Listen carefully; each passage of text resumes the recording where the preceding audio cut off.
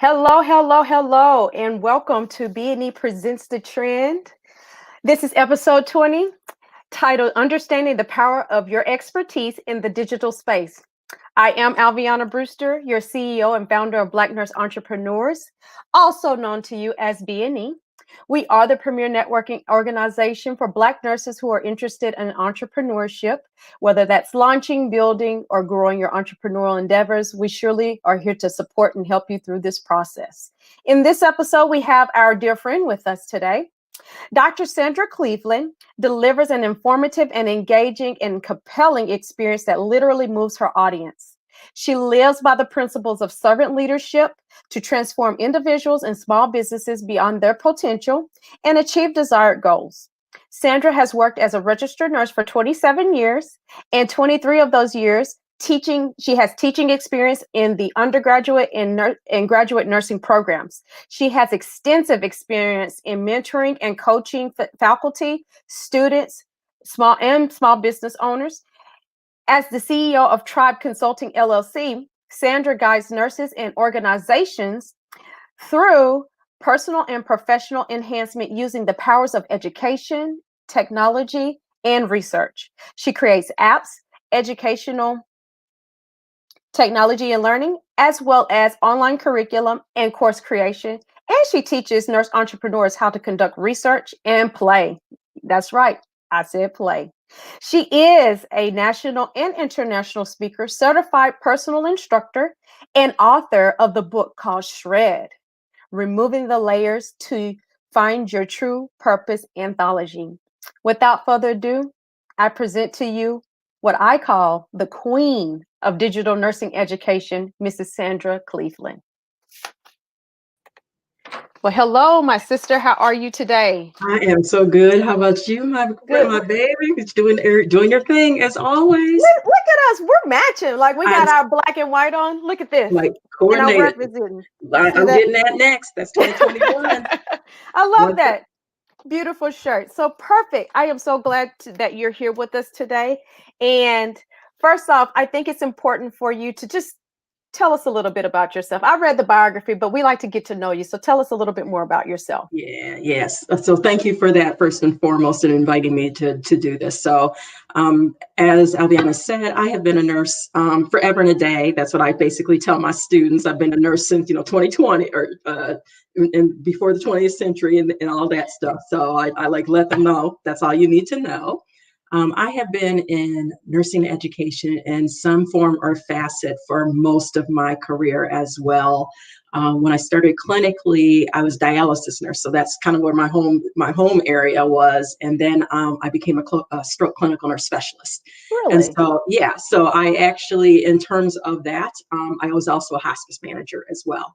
And so that's kind of where the basis of a lot of it came from for me in terms of realizing that I enjoyed the teaching aspect and making my patients feel comfortable, like the families, especially in those environments, because as you guys all know, that's a lot of intense journeys that folks have to take, right, no matter which one of those. So right.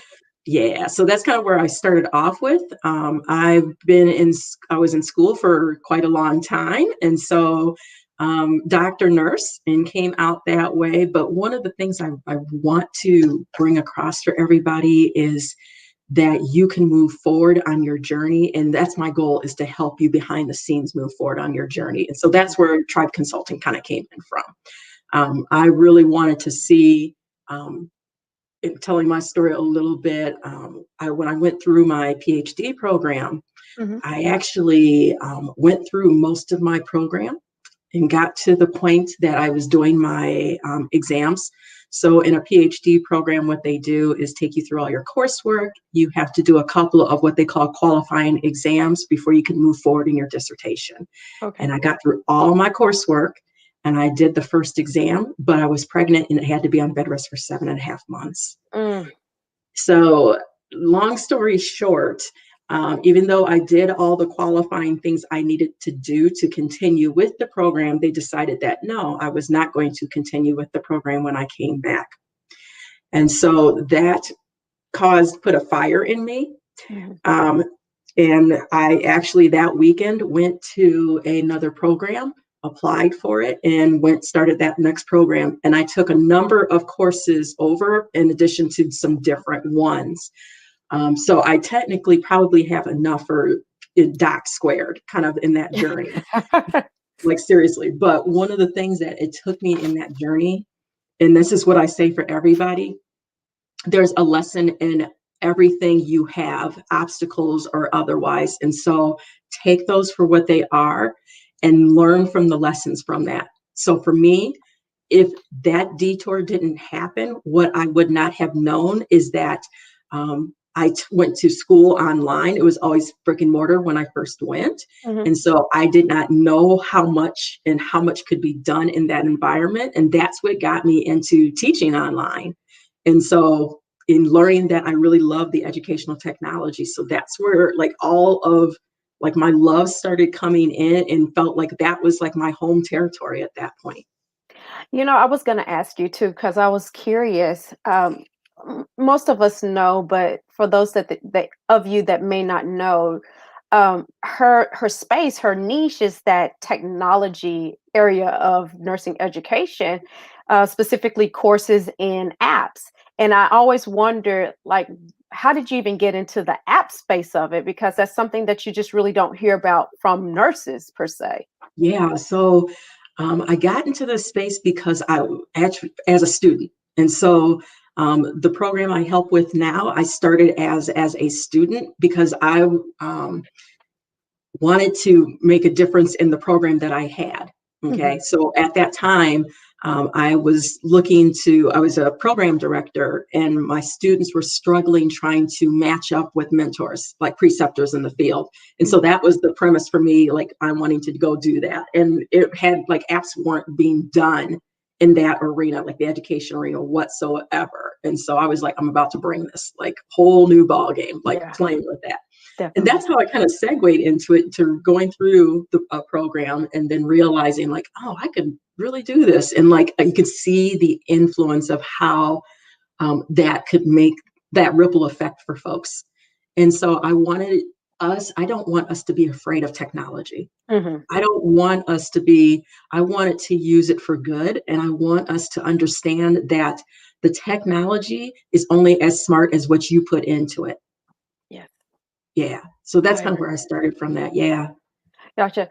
What would you say? Well, I tell you what, let's back up a little bit Yeah. because you also do courses. And I know here lately you've been doing a lot of just talks, general talks, specifically Yeah. on Clubhouse and other platforms about course creation.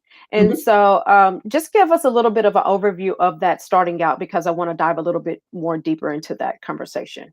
Okay. And so when we're talking about online courses, that just coming from my world as being an educator. And so I've helped develop programs from LPN, well, CNA really, all the way through doctoral levels. And so one of the things that is really important to me is understanding how we can pull the idea of education and Hmm. monetize on that and make a transformation, even more importantly for our audience, like totally. That's one of the big things I want people to understand. And so I want us as entrepreneurs, as Black nurses, to know that we have so much strength, we have so much power, we have so much expertise that we're holding back on. I don't want us to do that anymore. I want us to, when Alviana when you are talking about these multiple streams of revenue that we're trying to bring, that income, like this is one of those ways that we can bring it to the table and do it for our communities and look at how we fight some of those health Hmm. disparities. Part of those is fighting it through the knowledge. We need to understand and put the knowledge within the context of who is going to receive that information. And so I want you to have the power to gain that information and use it for others the way that they can use it, but tells the truth. Like, let's give the real tea with this stuff in the context of what's going on with everything. And how can we level that playing field? Like, totally. Yeah. Absolutely, Yeah. absolutely. So, in all honesty, after your first clubhouse room that you had Yeah. about um, course creation, man, there was a lot of excitement and a lot of questions. And I don't even know if you really um, truly know and grasp just how many people were really excited about it, because I've been trying my best. There's been people posting, because usually what I do with Clubhouse whenever we have these conversations, I try to do a recap so all Yeah. of our audience can experience what we're discussing, because not everybody's on the Yeah. platform, obviously. But I want to keep that conversation going with our audience, and I try to post it across all of our social media platforms, and people were just, oh my gosh, you guys changed my mindset. I never really realized that a nurse could have a course, or, outside of the educational or academia world, I didn't never think about a nurse having a course and or an app. And so I want you to add some a little bit more sauce onto that. Explain why is it really truly necessary for us as nurses outside of the title of academia, because again, a lot of people think only the nurses in the education world are the only ones making courses, but that's not true. No, yeah, totally not true. Every single one of us in our role teach. That's as simple as I can put it. Mhm. We are teaching our patients, we're teaching other nurses, we're teaching CNAs, we're teaching somebody. And it doesn't have to be per se strictly a nursing. We are teaching folks about finances. We're teaching folks holistic aspects of it. We're teaching folks CBD. Like, we're talking about so many areas, and we have so much reach in all of these areas that I want us to use that power and infuse ourselves through that. We've infused ourselves, but I almost feel like it's a silent infusion.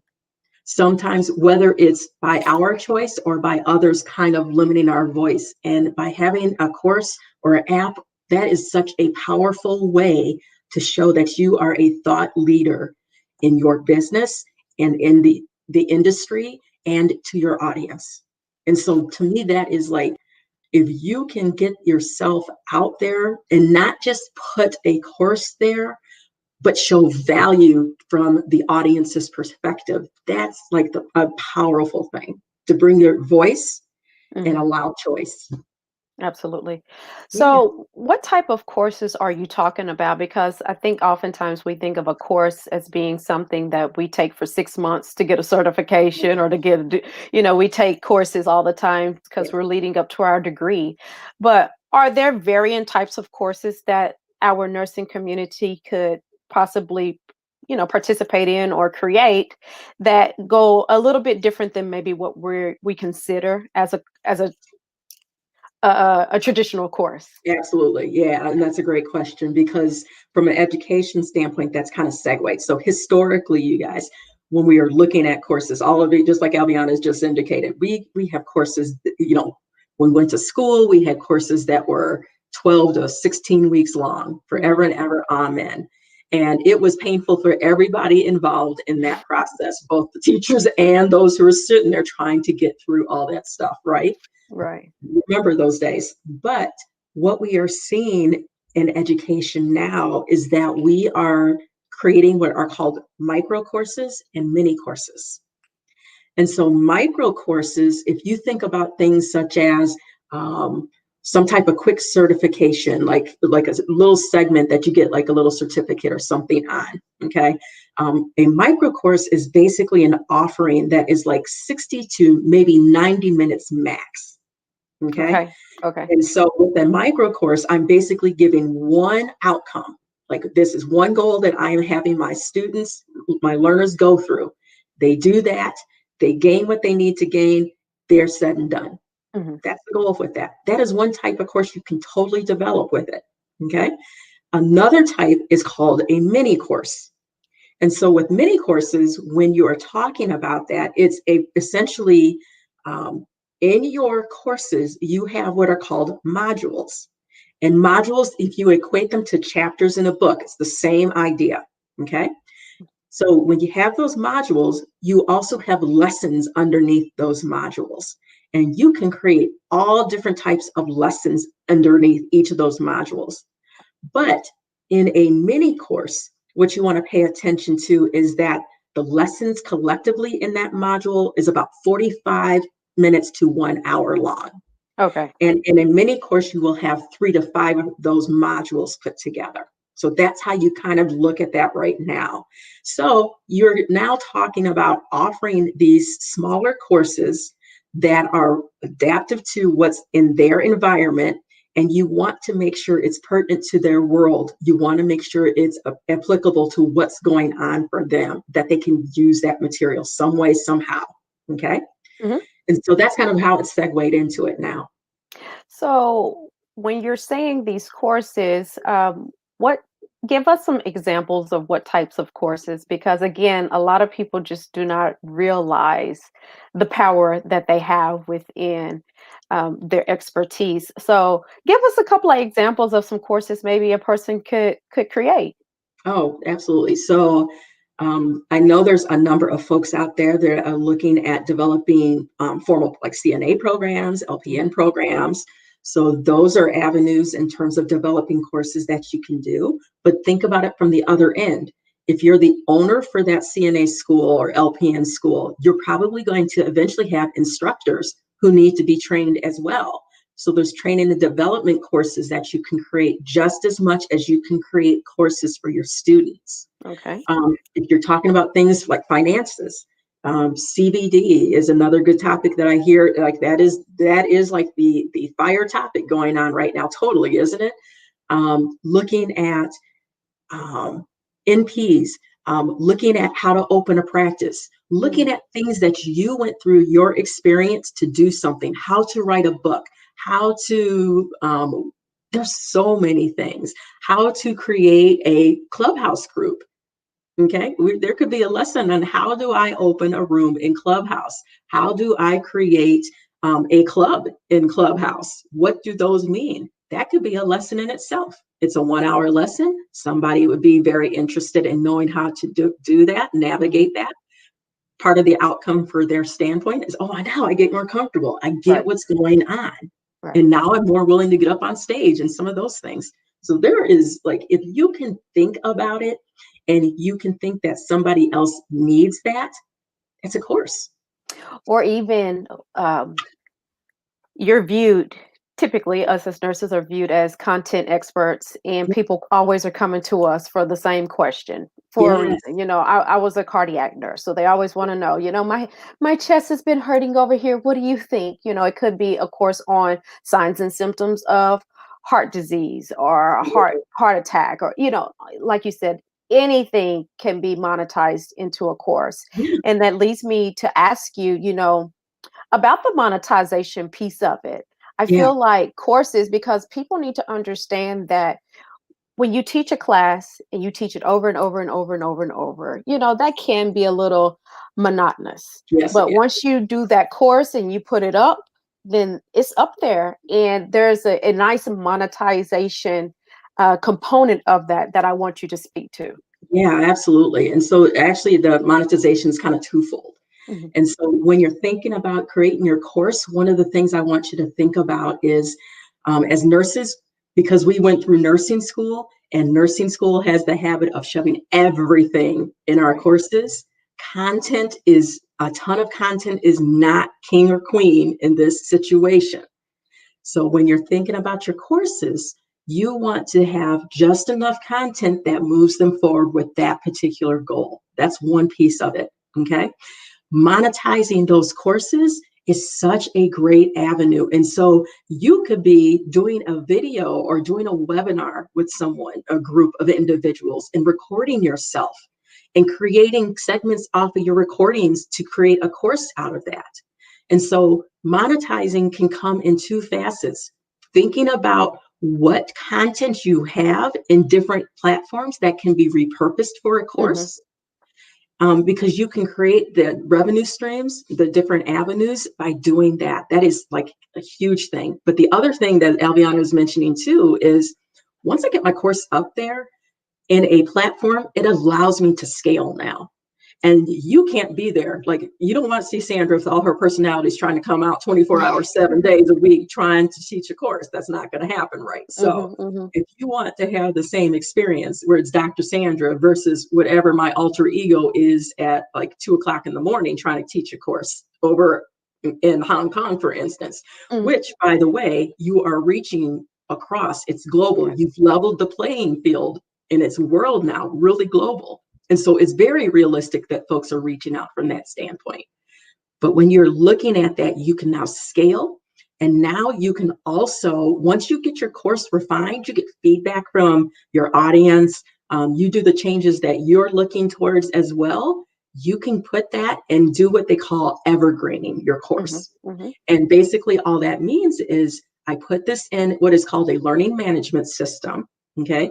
Learning management system or online platform is essentially the same idea, and it's just dedicated to putting your course in there and you having the capability to do a number of things in there. You can put it in there and you have the ability to automate that course. So, like, you can send your potential customers through some marketing mechanism, some funnel to get them over to your course. And you can hear that magical clink that they signed up for your course at any time. And it's a magical thing to be able to do that for real. It is. It is. Yeah. To wake up and see PayPal has a check for you, or Amazon, or like you said, any learning management system is whoop. It feels good for a few reasons. Obviously, there's that monetization component of it, but it also feels good because it's like somebody is taking what you're saying seriously and taking it to speaking to its value. They said, okay, I connected with her here, or I heard about her here, and I'm interested in her course because I believe that it's going to bring the value that I'm seeking in order to take my career to the next level. So, for me, it gives me a sense of joy when I see that somebody has taken the next step to take something that you put a lot of soul and heart into content creation, period, and courses and apps and things like that are just another way to reach our target audience. Oh, wholeheartedly. Like, when you get somebody who, from your end as a course creator, as you are developing that content and listening to folks talk about it, like, it is like when I was back in the day, one of the pre-COVID, when we actually went out, Hmm. one of the weirdest sensations is going out and hearing your voice because they're listening to your course over at Starbucks or something like Mm, that, and you're seeing that reach. So it's like really cool when you see how that reach has come and how far you are influencing others with that. And even more important, how their lives are being changed as a result. Because ultimately, that's what we're trying to get to, is helping folks to get to where they want to be, whatever that may be. absolutely. Yeah. The other day, I heard you mention something about I think is it MEI or MIE? MIE. Yeah. MIE statement. Perfect. Yeah. So if you can, do you mind speaking to it? No, not a problem at all. So an MIE statement is called a makes it easy statement. And so a makes it easy statement is a one sentence statement that I've been teaching folks to use so that you can identify three things out of it. You are really narrowing down your target audience for your course. You are narrowing down what you plan to teach in that course for that target audience. And you're identifying what the value of that course is for that target audience. Notice how everything is steering towards that Hmm. audience, Hmm. okay? Which means you have to talk to your audience. That's one of the big things I hope you guys get out of it. You got to talk to them, because I don't want you just creating a course, unless you choose to just create a course just to know how to do it. If you are trying to influence, if you are trying to make impact, you got to talk to them, because you want to know that you're reaching them. That's ultimately what you got to do. But back to the MIE statement, it's a one statement plan that helps you identify and share what your course is about. Okay. And so the structure for the MIE statement is as follows. So if you want to take notes and use it for yourself, please do. Okay. So it's going to read my course. And so when you hear that part, don't worry about the course name. Like, people get hung up on the little things with it. Don't worry about that right now. It'll come to you. That's not the focus. Okay. The focus is what the value we're going to bring to them. So my Okay. course makes it easy for, and who's your target audience? Okay. So when we're talking our target audience, one of the things I want you to understand is that what we all tend to do, and I'm so guilty of this too, is I think my course can influence everybody in the world, Hmm. like, totally. And that's not the case. you need to narrow down who you are really speaking to in your course for a couple of reasons, okay? Because if you make your course so broad that nobody knows who it's for, nobody's going to buy it. It's just as simple as that, okay? When you are developing your course, if I know who I'm speaking to, I can put examples that speak from their world that makes it relevant. That's gonna make the difference totally with it, okay? So going back to the MIE, my course makes it easy for this target audience. Your target audience is your paying audience. That's the other thing I want you to remember. So if your courses, no matter if you're targeting individuals or businesses, you got to identify who that is. So individuals, is it single moms, 30 to 35 years of age in the DMV area, for instance? Okay. That kind of helps me identify from that standpoint who I'm targeting. And when I'm doing marketing along with the education, I'm going to be putting that stuff in there so they understand, oh, that's for me. I get it. And the examples you give is going to make that very relevant to their world, right? Or are you targeting courses towards businesses? And I want you guys to know, as entrepreneurs, you can sell your courses to businesses, True, organizations. That's power. Everybody, especially in this COVID environment, I mean, you can totally speak to this, is looking for somebody, looking for us to speak health and wellness for one instance, like one instance. There's a ton of things that we can speak to COVID, which I would let you speak to, like totally. There's so many things that organizations are looking for: mental health, COVID, how to help your kids go through school. Like there's a ton of things that everybody's coming from their different perspectives. Okay, so think about that as well. We have that need. Back to your MIE. So when we're looking at those target audiences, that organization, we need to find the person and the position in the organization who's got the checkbook. Okay. That's part of the total key thing with it. So if I'm going to sell something related to a course for mental health to grade school students, okay, in a school district, I need to find the school administrator, or I at least need to find the principal. If they have the checkbook to say, this is who I'm directing my statement towards. And when I direct the other piece, which is the value at the end of the statement, I need to talk their language. They are looking at outcomes in their world, that their students are successful, that their students are happy, they're satisfied, whatever those are, speak to it from their world. Then we have my course makes it easy for this target audience, okay? 2, now we're going to talk about the things that we are teaching them. Okay. And so my advice to you, both in the target audience and what you're teaching them, if you have more than one target audience you're thinking about, just bullet point those in that space for right now. Everything that you plan to teach on that topic to those audiences, bullet point in that space in the MIE statement. So where it makes it easy to teach what or learn what. Tell me all those things that you're talking about, okay? If you have a number of topics in that space, remember, micro courses are basically 1, maybe 2 topics. Mini courses are up to 5 topics.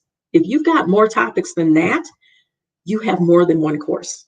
That's what I want to teach you. That's how you help monetize what you've got going on. Because now you can talk about selling individual courses, or you can sell bundles based on what your audience needs as well, okay? And then we go to, so we got my course makes it easy for the target audience. 2, all the things they got to do, they're going to learn so that, and then the value. That's the other piece of it. So share the value from their perspective. Okay. So in my example, real quick, and I'm sorry, because I know this is lingering a little bit. So in my example, real quick, about the school. So the students are the one who ultimately are going to be using it, right? In terms of the course. That's how I may have it set up. The principal is the one buying it.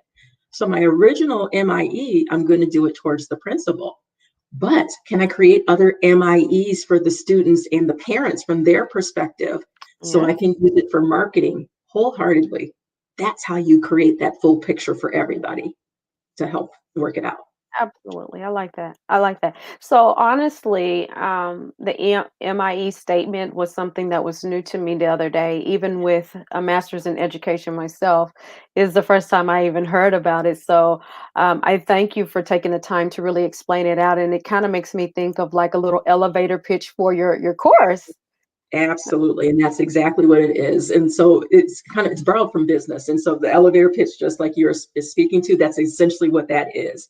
And so your goal with that MIE statement is, if I were literally on an elevator with you and we were going up to the second floor and I asked, "Hey, I heard you got a course. What's it about?"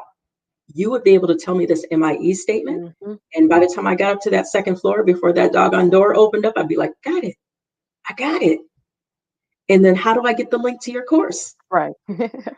Because I want it in KISS, you want to keep it simple and sane so people understand it.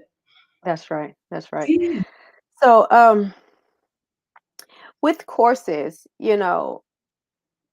I think it's important to highlight other streams of income. Like courses could really be quote unquote the foot in the door kind of thing. You Yes. can have like a little small mini course or micro course, and that leads to other bigger offerings or Right. your signature programs and things of that nature. So speak a little bit to that if you don't mind.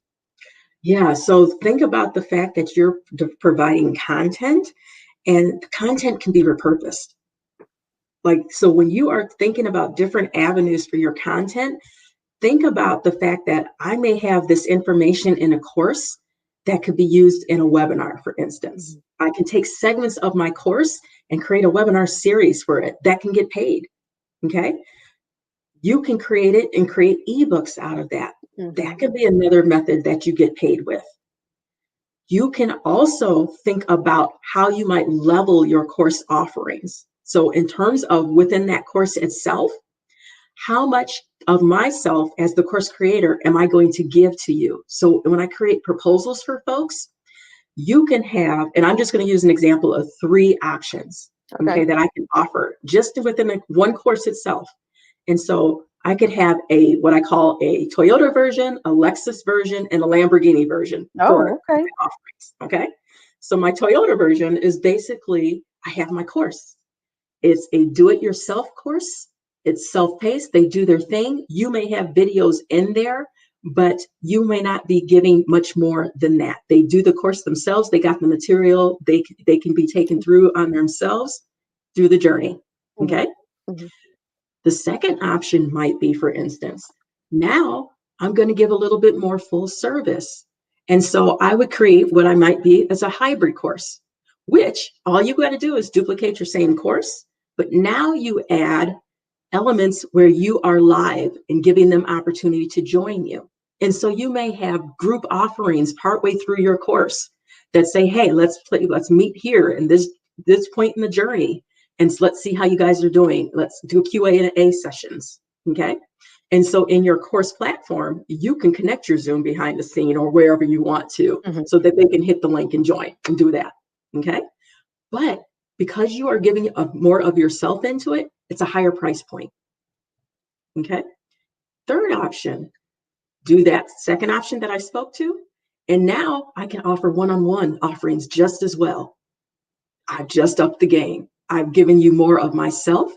And so when I say the Toyota, Lexus, Lamborghini, Mhm. basically, the more you are giving of yourself, the higher the price point.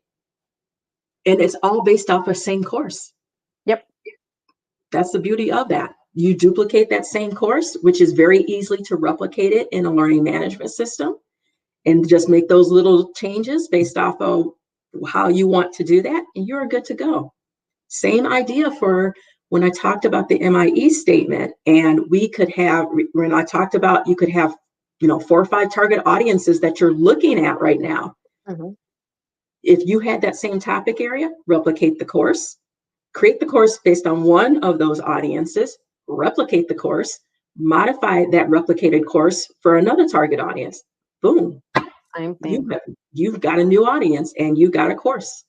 That's right. Now you can market to them. So there are ways to really pull out and monetize. And the the possibilities are endless. It's just based on what you're thinking about with it. So I'm just giving you like little examples with it, but there has been a lot of examples in terms of people offering their expertise in a number of different ways. Do you help people to kind of figure out, maybe somebody's out there listening and saying, it sounds good and everything, but I really don't have an idea of a course that I want to start. Would you be willing to help them kind of cultivate their ideas and get them up and going? Yeah, absolutely. And I've been doing that on a number of avenues, and you guys will continue seeing me do that. So Clubhouse, you'll see me on Zoom. If you want a 30-minute consultation so that we can just kind of flesh out your topic idea, yeah, that's what I want you to do, because half the battle before you even think about the course is knowing who you're going to and what you're talking about. Like, that's really the whole gist of that. And so what I will be providing in January is a Create Your Killer mini course. It's going to be Mm, a boot camp. Yeah. So it's going to start January 23rd. And okay. what I help you take you through is your whole journey. And so I do offer in that it's a hybrid based course that I was referring to earlier. There is opportunities if you want in there for one-on-one as well. But what I take you through is your journey from the point of, I might not even have an idea. I think this is where I'm going. And we work through that. So that first day, it's going to be a 6-hour intensive that we sit there and get your topics figured out. Because what you tend to realize, it's not just one course I actually have a curriculum. Mm, And so we need to think about how then, as business owners, we're going to create that first course, but I want you thinking in beyond that immediate course so that you can have that. And so I take you through the point of, let me figure out that course topic. Let me understand what the LMS means, the learning management system, and mhm. which ones can I potentially use. Help you understand how to market your course. Obviously, and the big piece, obviously, is let's build the course.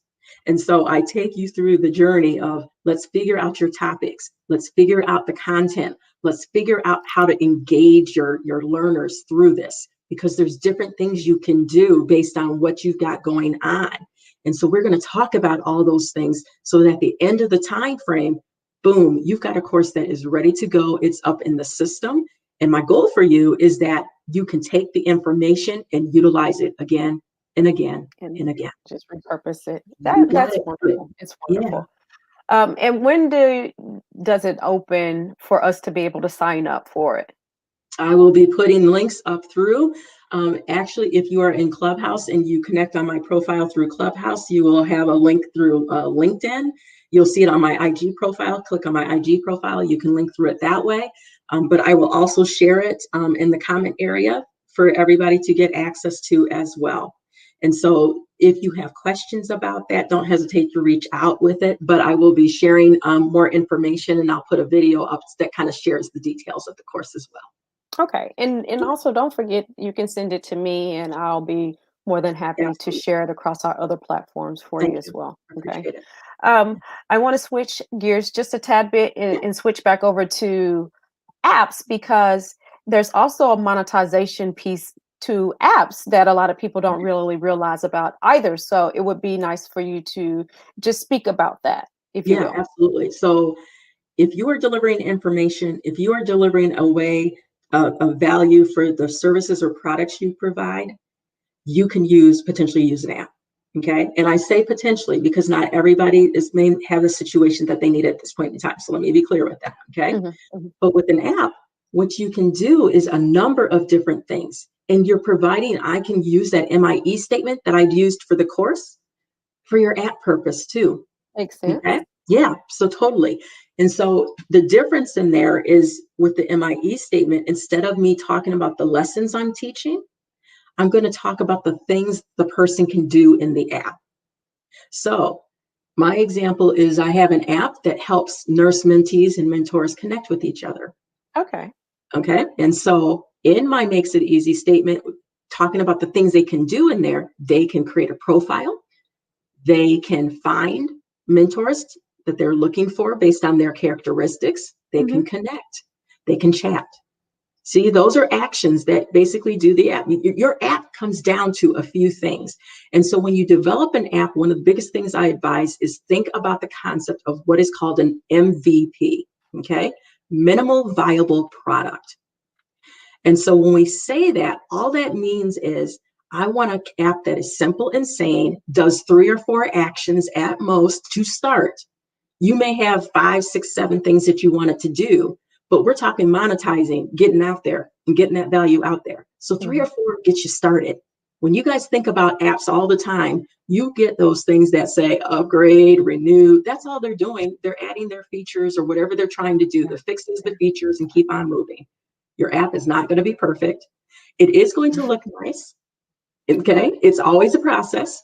And understand it's always going to be a process. But you, in your MVP, it will look nice. It will be functional. And people will get the biggest thing that people are looking for in an app is that they get what they need. Like the purpose of your app, they're getting that value out of it. If they're getting that value out of it, it can happen.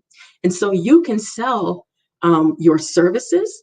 So thinking about if you, all the NPs who are out there who are having their practices, if you are looking at telehealth, there's possibilities from that standpoint. Yep. If you are looking at services that you provide, yes, could you put your education stuff up on an app opportunity as well? Sure, you totally can. You are basically in developing your app, helping people do like these kind of primary things. You're like very similar to the courses. I'm saving money, I'm making money, I'm helping to improve a process, I'm helping to save time, or I'm helping to essentially solve a problem. Like those are pretty much where we are coming to. And so if you figure out what you're trying to do with it and who you're trying to serve with it, and reach out to them to speak to them. I cannot speak that enough. You got to know that they need it. Don't build it if they're not going to come. Like Right. that's part of it. Yeah. Yeah. See, oftentimes too, as us as content experts believe that we wholeheartedly know exactly what the consumer wants, and so we build all these programs and things, and then nobody shows up.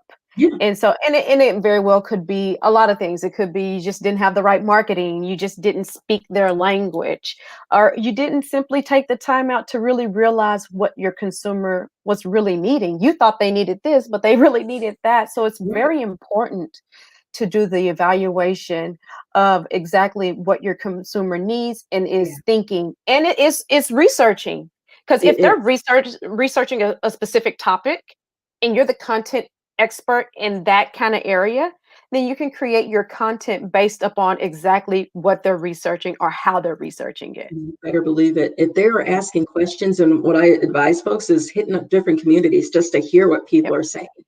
If they're asking questions and you see that question repeatedly being asked, that is an opportunity right there for you. If that's your area, that's your lane, run with that lane. Run with it. Run with it. Like run Exactly. hard. Yep. Exactly. I want you to just briefly touch on, because we mentioned passive income already, Yeah. and this is not something where we're just telling people to, quit their bedside job and No. just go make apps or make or whatever. Yeah. I want you to speak to just how, I guess, easy, I guess, it is to continue to maintain this position over here. So whether you're a bedside nurse or have your own Oh, private yeah. practice, you're running your CNA, whatever it is, how easy it is to just go ahead and get that content up and going and letting it do its thing while you're over here doing something totally. You could be over here selling real estate, but you have a course or an app Yeah. that's up and going, that's creating that, where you've created that content, I should say, and it's monetized, and you got that nice passive income coming in from a whole nother stream. Wholeheartedly. Like, yeah, because um, my personal example, so I have Tribe Consulting. I'm doing the Black Nurses in Academia. I'm actively still a professor, so I'm still teaching in that environment. I still Mhm. help in terms of the company related to the app building content, building my own, stuff as well. You can reach so many avenues, but the courses, the app, whether folks can reach you, if you give them that opportunity to find you and reach you, and you have the message that they need, they're going to find you and reach you. And it's nothing, like we said earlier, more magical from a content creator standpoint who is trying to monetize than to hear that pling at Mhm. 5 o'clock in the morning. I will get woken up bright and got a smile on my face, even on Monday for 5 o'clock in the morning on that note, right? Hmm. Yeah. Exactly. You're right. Yeah. I want you to speak to, because you said that you're still in academia, actively teaching, and I am very aware that you've created a social media platform, and I want you to speak about that to the audience that may not be aware of it. Yeah. So one of the needs I've seen throughout my career, so in education, I've now been up there about 25 years, which kind of crazy to say, but one of the things that we've seen across the board is that the struggle can be real at times to get the support we need. Hmm. And so for Black nurses all across, like all of us can speak to our journeys where there has been some nuances along the way. I'll just keep it nice like that, right? Where the struggle's real. And so my goal in this group called Black Nurses in Academia, it is to be the support person for educators. I want us, no matter what type of educator you are. Now, we just had a conversation about you guys are educating folks, Hmm. right? Hmm. And so if you are an aspiring educator, if you are actively educating, if you are a retired educator, you have stuff to bring to the table with this. And so bring topics along to help you understand how to become an educator, how to do things that educator roles, like in educator roles in academia, there's usually kind of three main areas that our evaluations tend to focus on. And Okay. they kind of segment depending on what type of organization. So usually there's a teaching component that's associated with it. In some organizations, universities, you may have a research component, okay, Hmm. or professional development component, and then you have a community component in all those segues. And so I want you to understand how you align yourself and who you are with the role that you're going to go into as an educator, and how you might strengthen yourself in those roles or strengthen each other, because the other emphasis is mentoring each other as well. We need that support system. Hmm. We need a platform, and we need some peace of mind in terms of delivering that stuff. And so I want folks to um, there's a number of folks in there, and I want folks to understand what they're getting into. It's really cool to be able to influence right from the beginning, like folks from the beginning, and seeing their lives expand and the possibilities, thinking that they have possibilities. Like there is nothing better from an educator to see that somebody who is going through the motions, Hmm. like transforms to say, now I am a nurse, not just I'm going through a nursing program, but I am becoming a nurse. And seeing that transformation is really cool to see, or wherever they're trying to strive towards. So it's just a really good support system. And I provide a lot of opportunities for teaching, and folks in the group are very active in providing their talents and resources as well. So if you're thinking about that, it's Black Nurses in Academia, and it's a Facebook group. It's just for that. Perfect. Thank you so much. Yeah. Mhm. Um, Yesterday, I had the opportunity to go in another one of our fellow Black nurse Facebook groups, Black Nurses Matter, Yeah. and I had the opportunity to speak on the principle of Ujamaa Yes. from the happy from Kwanzaa, the Kwanzaa standpoint. So that's a Kwanzaa principle, and it is about cooperative economics, us pouring back resources into our communities in order to build and maintain our stores, our schools, our businesses, healthcare, whatever. We need to be remembering the importance of us pouring back into that community, those Absolutely. resources, so that we can build ourselves up. I'd like to know your opinion about that. I mean, it's just so simple as that. Like, if my philosophy in the first place is a servant leader.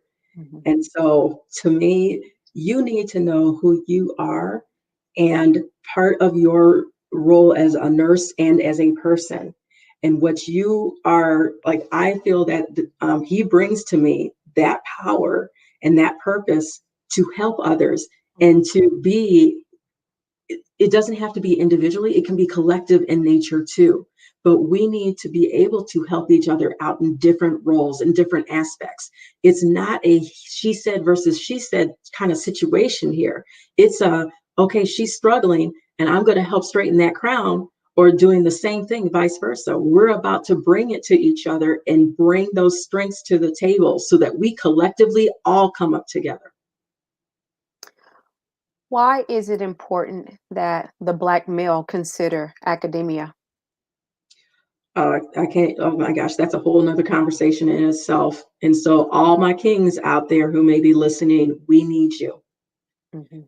We need not just to say representation, because I don't think that's adequate enough.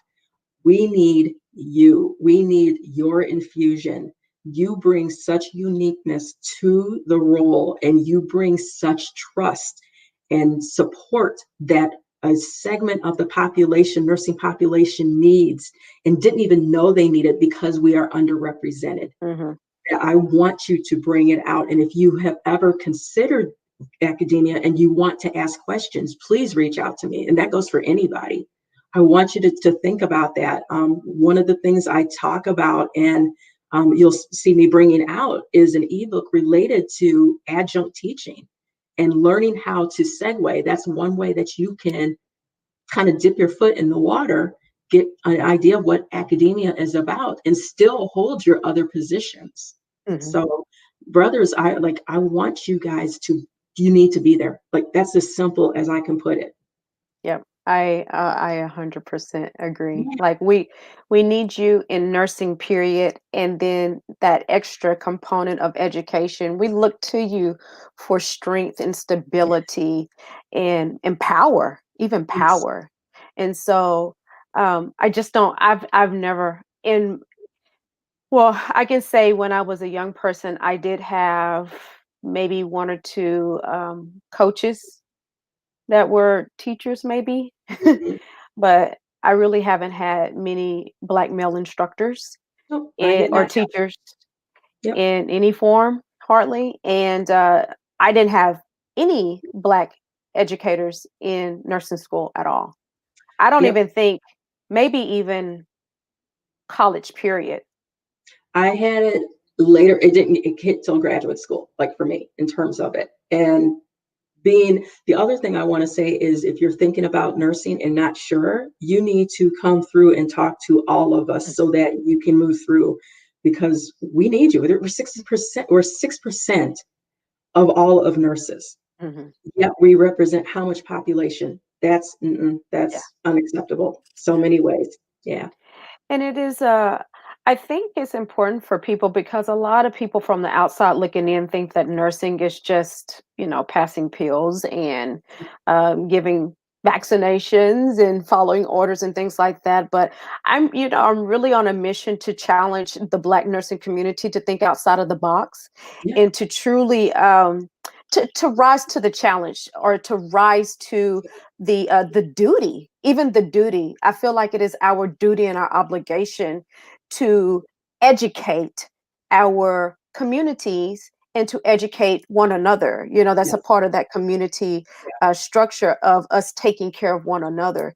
And so I'm glad that you've been in it for so long and you represent exactly the example that we need to see as far as what it looks like to be a true Black educator and really out there doing it, not only from the classroom standpoint, but digitally, that a lot of people may not even have thought about. But I mean, digital, you got to think about in the COVID season what we've experienced, right? Oh my gosh, absolutely. Like, I've been teaching online for a dozen years. And so seeing everybody segue into digital, the environment, it's a whole nother ball game if you are not familiar with it and you're shoved into it. And so one of the things that we want you to understand, not just me, but I think all educators, is that we can help you move from just a survival mechanism of trying to Mhm. teach on there to really make it enhancing and creating an experience with it, because it's more than a notion out there right now. Like, seriously, the struggle's real for some folks. It is. It is. Yeah. But I've said this before. Whenever I do my own personal consulting, I remind people that it's important for you because some of us have kind of old school ways. Yeah, We don't want to take any course online. We don't believe that it's a real course because we took it online opposed to in a classroom or whatever. But I try to remind people that you need to create a flexible kind of environment mentally because you never know when a COVID situation happens that forces you to make a strong pivot, and you need to be able to, if that pivot is there, to do it effortlessly and keep going. And so a lot of companies, a lot of churches even, yes, I'm very familiar with the church here that absolutely never wanted, as much as we begged, never wanted to go digital, yep, did not want to have online services, did not, they record them, but never wanted to give them out. And it's like, right. what's the point of recording them? They're all on the line right now. Yeah, bet you they are, aren't they? I'm we telling ha- you, it's and happening. we wanted them to have social media pages too. No, we're not going to do that. They're all online now. Okay. Exactly, And they all have exactly, social media pages and YouTube pages and all of that. So it's right. very important, the digital component of our world and life now. It is what It it is. It's It is, there. and it's not going away. So It's as not going much as you want to think that there's going to be some type of quote unquote normalcy, normality, it's not going to be the same. And even if you kind of watch, and so one of the things I tend to do is talk about future aspects and how things are changing in healthcare and how do we relate it to our respective fields. Corporations are doing some of the education for their employees now. to. It's not sending them to school per No, se. It is the corporations who are creating their own universities. How can you influence what's going on in those environments as well? It's changing up. it's definitely And changing. we can have at it in terms of it and go and be involved in it. Very good. You're Yeah, right. You're so right. We have a couple of questions. yeah. If you don't mind, we'll address those questions that I saw. One of the very first questions that I see here is about, do you have to have the ability to offer CEUs? No, and that's a great question. Thank you for asking that. Um, can you offer CEUs? Could you choose to do that? Yes. There are some requirements related to the CEUs, and it may be dependent on the state. And I'm going to speak out, Dr. Salette, because she has mentioned this before. Dr. Eva has mentioned it as well, Hmm. in terms of some of the states that you may want to look for in terms of some of your offerings. But the bottom line is, do I have to have CEUs? Nope. I have yet to have a CEU attached to a course. That does not mean that the need is not there. Hmm. Okay.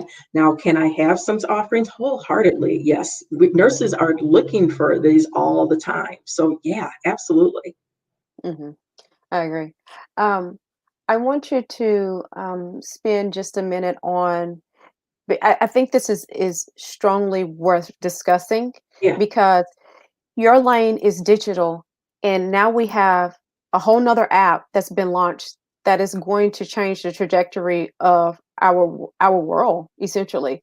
And I know that right now it's the hot topic and everybody's jumping on it and trying to get on and things like that. But from a digital eye, I want you to talk about just how impactful somebody following their purpose, following that gift, how they've created this app and what we have now. girl, I'm so mad I was not the one to put that mug out. I'm just mad about it. No, but that was their gift to bring out for real. But Clubhouse is more than a notion. And so from looking from a tech standpoint, what they've done is kind of genius. Mhm. And so they created need by thinking about that velvet rope idea. Like when you go to a concert, you're trying to get that backstage pass, like that's magical. And they have created that environment in there. And so if you're not familiar with Clubhouse, it is a app that is strictly audio based. So the beautiful thing is they don't have to see my coronavirus hair. If it's up in that day, like one of those days, they just hear my voice. And that's a beautiful thing, especially for my introverts, my fellow introverts, because I am truly an introvert as much as my husband wants to disagree with me. But when you have your voice, that is what you're projecting out there and bringing Mhm. out there. And from a tech aspect, the fact that they have put it in a situation where you have to be invited to be allowed to join the app, one. And then at the other end, if you are inviting somebody, if they act up, which you guys need to be very clear about, if you are receiving an invite from someone to join Clubhouse, we are asking that you respect the fact that we've given you that invite. That was a special thing to give out. And I'm just being real. If you act up in there, they will kick you out and they will kick the person who invited you out. Yeah. Okay. So they are very good in terms of what they're doing. But here's the other thing I want you to get out of that. It wasn't perfect. It's a beta version that is out right now. It's an MVP. So when I talked about those apps earlier and saying it's not perfect, it's not perfect. They are putting out changes every couple of days. We have to, make the change and hit the app again so they can put the updates through. That's fine. But everybody up there on it. And from the app standpoint, what is also genius is that not only do you have a voice, but voices that you may not have had direct access to previously are there for you now. And you can jump up on stage with them. They pull you up on stage, you can have a conversation with them. Absolutely. Yeah. And you can also you can connect very strongly with your target audience, or you could even find who your target audience is there. Yes. So if there's a person here who's has an idea and they're like, I'm not sure how to connect with people or find the people who would be even interested, all you got to do is post a topic and Sure see do. who joins the room and have a valuable conversation with them. And then voila, is as long as you make sure that you keep funneling them towards you, back towards you in some form or fashion, and you capture them and you consistently feed them, then you're just literally building your little audience right then and there. I mean, that is so true. Hmm. You can create any, and that's the other ability is you can create what is called a room at any point in time where, just like Elviana was saying, that you can go in there and have people invited to come join you and listen to what you have to say and engage in conversation, which is beautiful be able to do that. And you can do it's 24/7. So you'll see people all different times creating these rooms and seeing what's going on. So I didn't bring up Clubhouse necessarily for us to market their app. It is what it is, but I want to just for our audience, I want them to understand the beauty of digital. Power. Yeah, the Yeah, power that of digital. power behind it. Yeah. How you with your idea can actually, when you follow through with it and you have appropriate support, you can actually change the world. And let me give you an example. I have a nurse who is assisted in helping her develop her app. Mhm. She got on a local news station, talked about her app, and she literally had 500 phone calls from different companies overnight as Wow. a result of that. So Wow. if you don't think that a nurse can have a ripple effect to individuals in need for that service, I'm highly going to talk to you and fight you down and say, nope, you totally can have that impact. And so digitally is a great way to do it because you get to scale too. You don't Mhm. have to be on there 24/7. You've got that information. Once you get it up there, you refine it and keep refining it. That's fine. But they're up there. They're looking to have that information. You just got to bring the avenue so that they can get it. That's amazing. Isn't it? I mean, and then we're seeing examples like that all the time in Mhm. terms of digital. If you look up in the Black Enterprise, for instance, or Mhm. we can look in on entrepreneur.com or whatever, we are seeing examples of the influence all the time. It can be you. You do not have to keep looking and saying, oh, well, maybe this person had these advantages. No, because most of the time we didn't.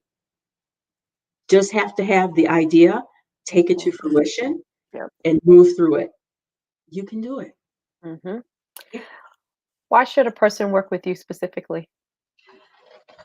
Because I'm going to tell you what you need. I want to get you to where you go, and I won't tell you if it's really not a viable idea. I'm not going to have you build something that's not viable. I'm going to tell you with love in my heart, and I usually say the term, I'm your angel's advocate. Mhm. Okay, in terms of it, I want you to understand that I have the expertise behind the scene. I've won awards for curriculum building. I've Wow. had it where universities behind the scene, and mind you, now back in university days, I'm creating this stuff for free. But part of the reason I'm doing that stuff is the influence that I wanted to have, the impact I wanted to have. And so that impact I didn't know it was going to spread as much as it did, but it carried through. And yours can have impact too. I want you to have that ability to do that, and I can show you how to do that. Perfect. One Yeah. last thing. Yeah. I want you to speak to your book that you released. Oh, yeah. So the first book is called Shred, and is basically talking about purpose. And I talk about my journey in moving through. And I'm one of the things I'm doing. I'm also a certified personal trainer. And so I've done bodybuilding behind the scenes and everything. So shred in the sense of bodybuilding is basically getting yourself down to the essentials so that you can Mhm, build up. mhm. And so I equate that idea to what's going on in terms of my journey. And so that's where I talk about it in my book with that. So Very yeah. good. Yeah. Very good. So I would like to say, um, I thank you so much. Um, I really enjoy, and this is really from the bottom of my heart, I enjoy listening to you, Oh, whether you're live on social media or in Clubhouse or whenever, but I really just enjoy listening to the value that you bring so effortlessly. So I always say I can tell she's been in education for a while, not because you sound like you guys are going to sit here and listen to what I have to say. Not because of that, but because you present the information so eloquently. oh, I And so I appreciate can tell that I'm like, I can hear her education coming through there.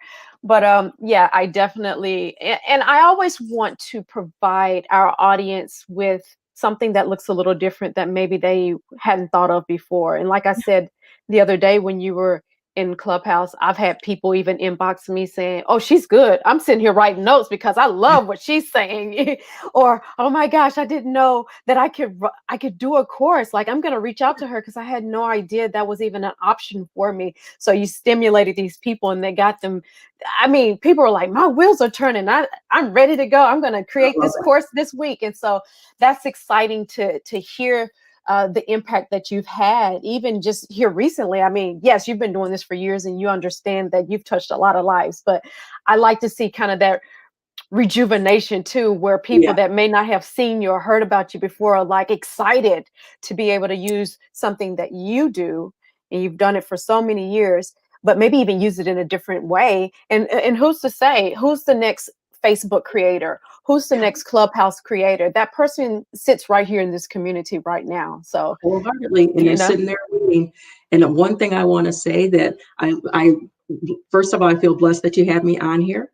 Second of all, in my head, I'm laughing when you say I sound so eloquent. So for those of you who are thinking about like, I'm not that person, like she's talking so eloquently, I wasn't there at this stage. So you build where you are to get to where you want to go. Don't let that stop you. Don't let that be an excuse for it. that's right. That's Yep, right. totally. Well, my friend, it's been nice. I always give every one of my guests the opportunity to provide our listening audience with their kind of that final last thought. Like, what is it that you would have to say to them? Don't hold to your don't hold your purpose. Don't hold it inside so that others are not gifted with it. That is like the biggest thing to me. Mhm, And in purpose and in context of what's going on in this environment, digital is one way to share your purpose. mhm. And so don't be hesitant to try something different. Don't be hesitant to try something new because the blessing you give to others can also be a blessing in your world too. That's like, Absolutely. yeah. I'll end on So that. That was great. Thank you. thank you. So, you guys, that was it for us today. I want to make sure that everyone knows to follow us, Black Nurse Entrepreneurs, across all of our social media platforms and applications. We have our own app too, so I may have to contact Dr. Sandra and make sure that our stuff looks good.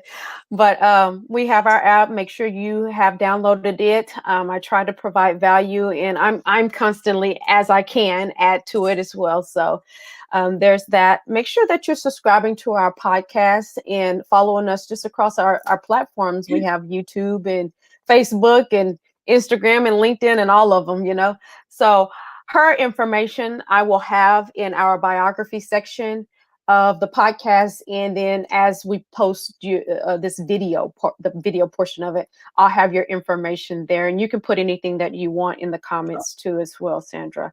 Like I always tell our guests, until next time, I want us to remember that we don't follow trends, but we are we are the trend, as indicated by my shirt today.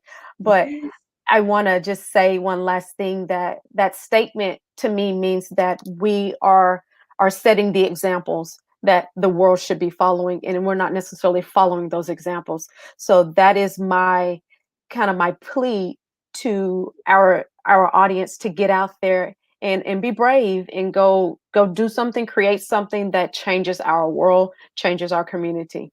So that's it for now. Thank you, guys. I appreciate you for joining us. And I also want to wish everybody that is under the sound of my voice a Happy New Year. Yes. Happy New Year. Thank you, guys. Have a good night.